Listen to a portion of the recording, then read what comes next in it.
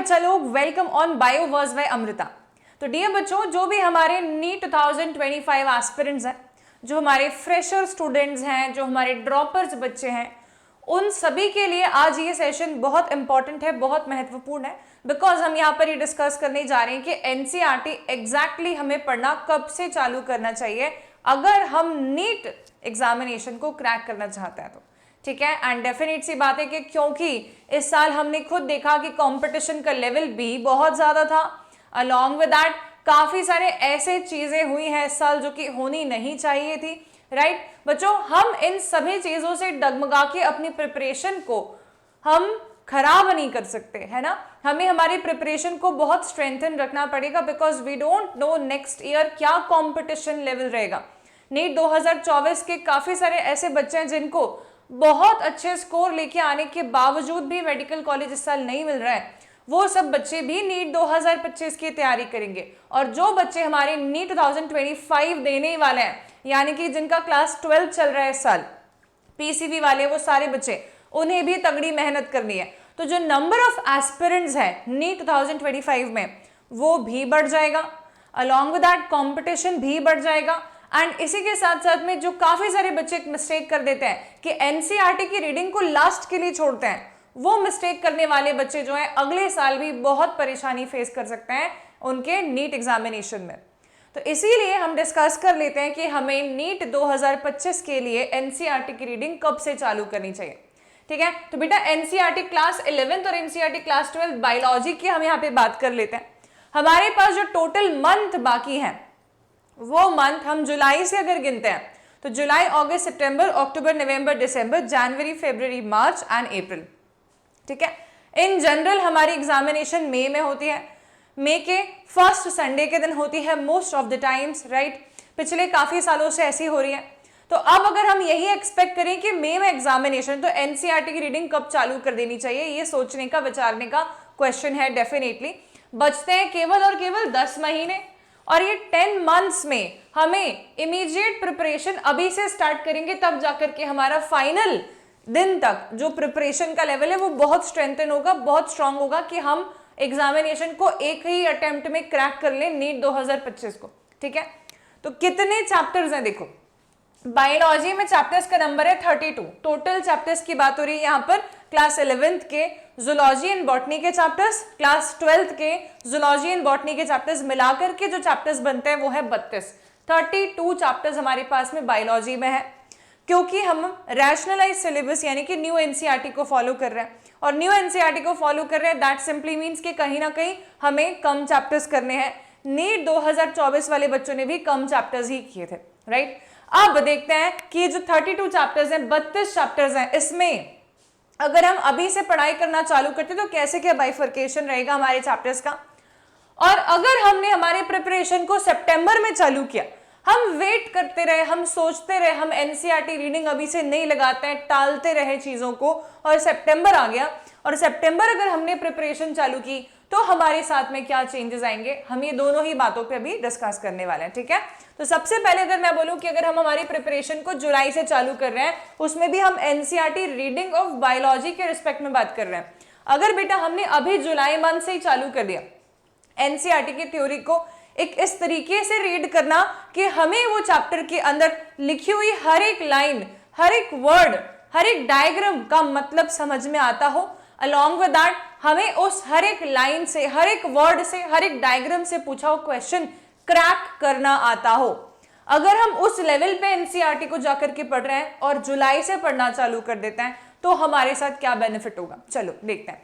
तो जुलाई से अगर पढ़ना चालू करते हैं, अभी जुलाई में 7 दिन हो चुके हैं, we still remaining with 23 days approximately, right, 31 days की जुलाई होती है, तो हमारे पास में 23-24 दिन और बाकी हैं। अभी जुलाई है, और अगर मैंने कहा इस जुलाई महीने में बच्चों मैं ना एनसीईआरटी के 5 चैप्टर्स की रीडिंग लगा लेती हूँ। ठीक है, मान लेते हैं कि मैंने एनसीईआरटी के 5 चैप्टर्स जो हैं अच्छे से पढ़ भी लिए हैं, समझ भी लिए हैं, और इसके एनसीईआरटी की रीडिंग भी लगा ली है जुलाई में 5 चैप्टर्स ऑफ बायोलॉजी।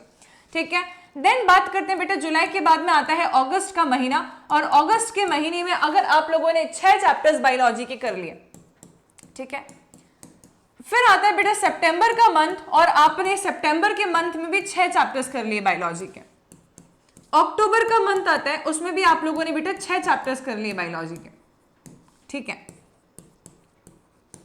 नवंबर आपने कर लिए 6 चैप्टर्स बायोलॉजी के, और हम ऐसे वैसे नहीं कर रहे हैं, हम ऐसा कर रहे हैं कि यार इसको इतना अच्छे से कर लिया हमने कि हमें दोबारा से इसको एक बार भी टच करके भी नहीं देखना है, हमें कैसा भी क्वेश्चन हो इस चैप्टर से हमसे बन जाएगा, हमें सिर्फ रिवाइज करना रहेगा, थोड़ा बहुत रिवीजन इस पे लगाना पड़ेगा, वापस से पढ़ने नहीं बैठना पड़ेगा जीरो से लेकर के एंड तक, ठीक है। देन बेटा हम दिसंबर की बात करते हैं, अगर दिसंबर में भी हमने कर लिए हैं इसके 6 चैप्टर्स, तो हमारे पास टोटल नंबर ऑफ चैप्टर्स कितना हो गया देखो 6, ठीक है। 2 से 12, 6 से 18, 6 से 24, 6 से 30 और 5 मतलब 35, ठीक है। तो अभी हमारे पास 35 चैप्टर्स हो गए। अब हम जानते हैं कि हमारे पास एग्जैक्टली टोटल तो 32 ही चैप्टर्स हैं, 35 हमने यहाँ पर लिख लिए। अब 35 क्यों लिखवाए हैं मैंने, इसका रीजन समझते हैं। 32 तो हमारे पास एनसीईआरटी में मेंशन्ड चैप्टर्स हैं। देन बेटा इसके अलावा ना हमारे पास एक आता है प्लांट फैमिलीज, तो वो प्लांट फैमिली को भी हम एक चैप्टर नंबर दे देते हैं, ठीक है। इसके अलावा बेटा हमारे पास में आते हैं एनिमल टिश्यूज, जो कि एनसीईआरटी न्यू एनसीईआरटी में मेंशन्ड नहीं है, इसको भी हम एक अलग नंबर दे देते हैं कि हमें ये भी करना है।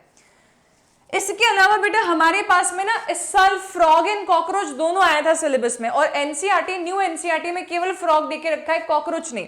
तो कॉकरोच को भी हम अलग से कंसिडर कर लेते हैं, एक बड़ा टॉपिक मान लेते हैं इसको कि हम इसको भी अलग से करेंगे।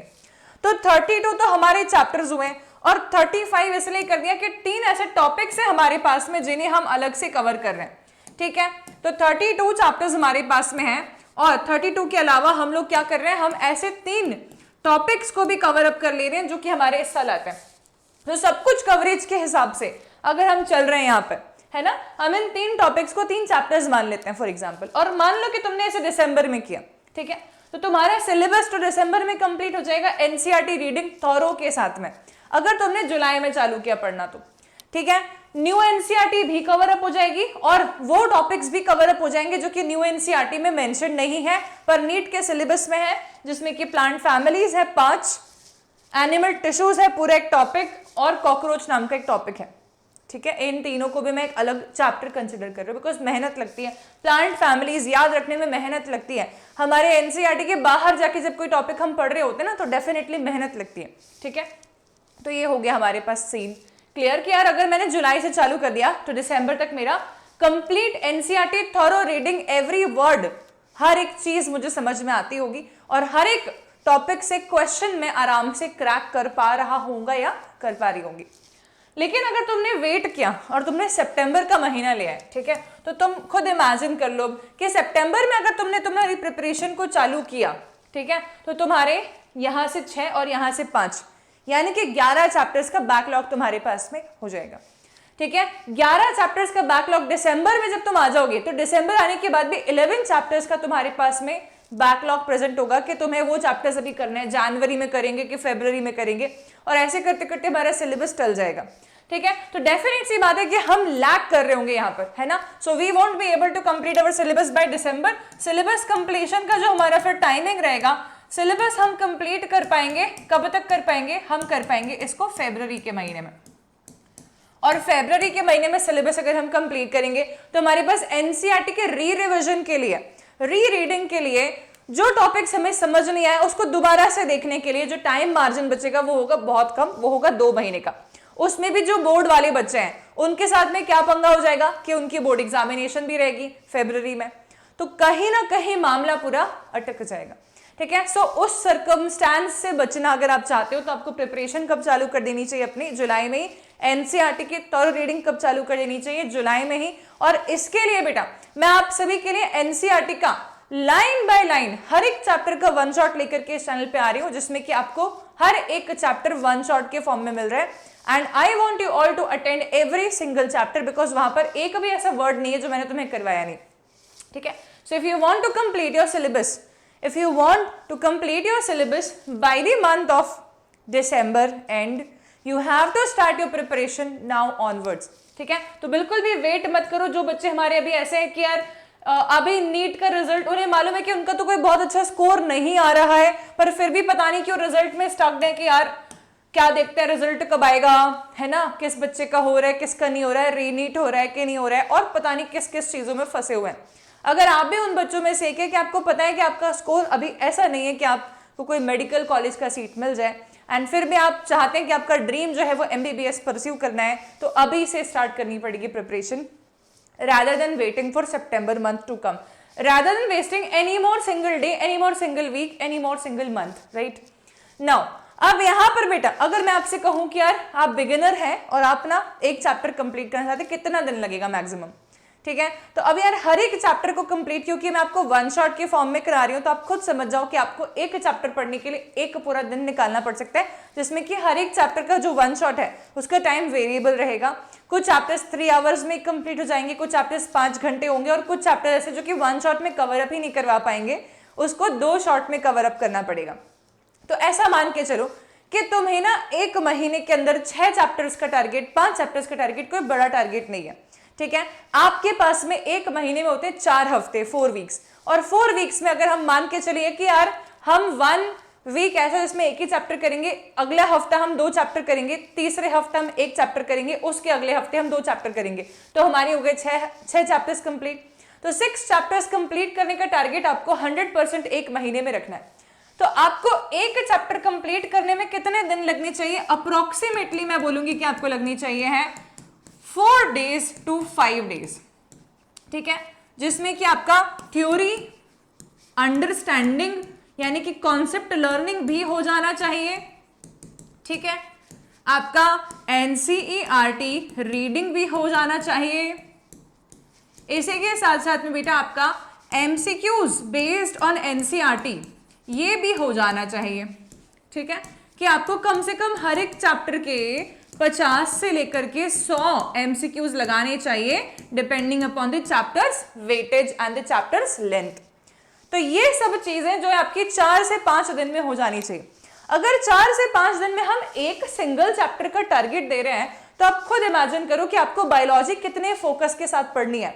आपको दिन में कम से कम 2 से 3 घंटे मैक्सिमली निकालने हैं बायोलॉजी पढ़ने के लिए, अगर आपका कंप्लीशन टारगेट दिसंबर तक सिलेबस को परफेक्टली कंप्लीट करना है तो, ठीक है। So you need to take out your 2 to 3 hours of the day every single day if you are targeting to complete your syllabus by the month of the December, ठीक है। तो ये हो जाएगा आपका कि भाई बिगिनर है हम, तो ऐसे करके कर सकते हैं कि मैम कि दिन में 2-3 घंटे बायोलॉजी को थॉरली पढ़ रहे हैं, लेकिन परफेक्टली पढ़ रहे हैं। ऐसे नहीं पढ़ना है कि पढ़ लिया समझ कुछ नहीं आया, 4-5 घंटे वेस्ट कर दिए और फिर अगले दिन वापस से उसी वर्ड पे स्टक हैं कि यार इसका मतलब क्या होता है। ये वाला क्वेश्चन तो मेरे से बना ही नहीं, क्योंकि इस चैप्टर से मेरे को ये वर्ड तो समझ ही नहीं आया था, ये कॉन्सेप्ट मेरे को समझ ही नहीं आया था। कॉन्सेप्ट को परफेक्टली समझने के लिए बेटा आपको जो मैं वन शॉट्स पढ़ा रही हूँ उसको एक बार देखना चाहिए, बिकॉज हर एक वन शॉट के अंदर कंप्लीट डिटेलिंग है हर एक NCERT के लाइन की, हर एक NCERT के वर्ड की, ठीक है। तो बेटा ये भी ध्यान रखने की बात है कि NCERT में से ही मेजॉरिटी पेपर हमारा बायोलॉजी का बनता है।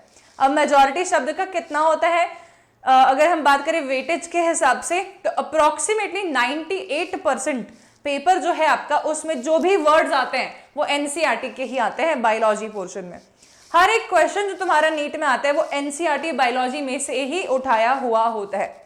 कुछ एक ऐसे क्वेश्चंस होते हैं जहां पर कुछ एक ऑप्शंस के अंदर आउट ऑफ NCERT ऑप्शन डाल दिया जाता है, लेकिन फिर भी हमें बॉदरेशन नहीं कॉज होगी, बिकॉज जो हम पढ़ रहे हैं वो डेफिनेटली नीट के लेवल पे जाकर के पढ़ रहे हैं और हमसे वो क्वेश्चंस आसानी से लग जाएंगे अगर हमारे NCERT बेस्ड सारे कॉन्सेप्ट्स बहुत परफेक्टली स्ट्रांग है तो, ठीक है। So this is something for you all. So you can not win unless you first begin, so start now, ठीक है। तो ये तुम्हारे लिए कोट है, एक छोटा सा पॉजिटिव मोटिवेशन है कि अगर हमें जीतना है रेस को तो हम वेट नहीं कर सकते, हमें अभी स्टार्ट करना पड़ेगा। Right now today is the day where you have to start your preparation of the NEET 2025, ठीक है। और हताश होके नहीं बैठना है, सैड होके नहीं बैठना है कि यार ये सब क्या हो रहा है। ये सिस्टम में डेफिनेटली बहुत भयानक गड़बड़ थी इस साल, लेकिन ये गारंटी नहीं है कि हर साल यही मिस्टेक रिपीट होगी। हो सकता है कि तुम्हारी प्रिपरेशन इतनी ज्यादा स्ट्रांग हो कि तुम अगले साल नीट के टॉपर बन जाओ और तुम जो है फर्स्ट रैंक होल्ड करो और तुम्हारा फेवरेट कॉलेज तुम्हें मिल जाए, ठीक है। ये जो बीच में बहुत बवंडर उठा है, पेपर लीक हो गया है और हमारे को आंसरेबल नहीं है, ना गवर्नमेंट आंसरेबल है, ना कोर्ट आंसरेबल है, ना NTA आंसरेबल है, वो सब चीजों में हम जितना हमारा इनपुट दे पा रहे थे, जितना हम वेट कर पा रहे थे, वो सब चीजें हो गई, लेकिन क्या उस चीज से हमारा लाइफ बन जाएगा? नहीं। ठीक है, क्या उस चीज से हमारा ड्रीम हम हासिल कर पाएंगे? नहीं। तो अगर हमें एमबीबीएस करना ही है तो इन सब चीजों में से स्टक हो गए हैं जो आप उसको बाहर निकालो अपने आप को और वापस से अपनी प्रिपरेशन को रीस्टार्ट करो, because this is very very important on this particular moment of time कि समय फिसल रहा है रेती की तरह हाथ से और हम रोक नहीं पाएंगे उसको। ठीक है, तो जुलाई महीना ऑलरेडी स्टार्ट हो गया बच्चों। Don't waste your time any more and start your preparation now. ठीक है, दिसंबर तक syllabus completion of biology NCERT का टारगेट बना के चलते हैं। अच्छे से पढ़ाई करेंगे, ठीक है, लेकिन परफेक्टली पढ़ाई करेंगे। ऐसा नहीं कि ढेर सारे चैप्टर्स एक ही दिन में हम कर लें और हमसे समझ कुछ नहीं आया, हमसे क्वेश्चंस तो बन ही नहीं रहे। ठीक है, हमसे कोई ना कोई टॉपिक छूट जा रहा है। That kind of preparation should not be present. Preparation होनी चाहिए परफेक्ट, एक ही बार में अच्छे से समझ में आ रहे हैं, एक ही बार में सारे क्वेश्चंस बन पा रहे हैं। ठीक है, तो इसी के साथ में बेटा हम सेशन को करते हैं यहाँ पर and. I am really hopeful कि आपके लिए ये सेशन की कब से चालू करें एनसीईआरटी बायोलॉजी बहुत इंपॉर्टेंट साबित होगा एंड होपफुली आपको सब कुछ क्लैरिटी आ गई होगी दिमाग में कि यार कितने महीने में कितने चैप्टर्स का टारगेट हमें लेकर के चलना चाहिए। चलिए, तो मिलते हैं नेक्स्ट क्लास में, नेक्स्ट सेशन में। Stay tune, don't forget to like, share and subscribe Bioverse by Amrita, because यहाँ पर आपको मिलने वाले one shot of every single chapter and आपकी प्रिपरेशन को मैं स्ट्रेंथन करवाऊंगी बहुत सारे प्रैक्टिस सेशंस के साथ में भी। Bye everybody, have a great day.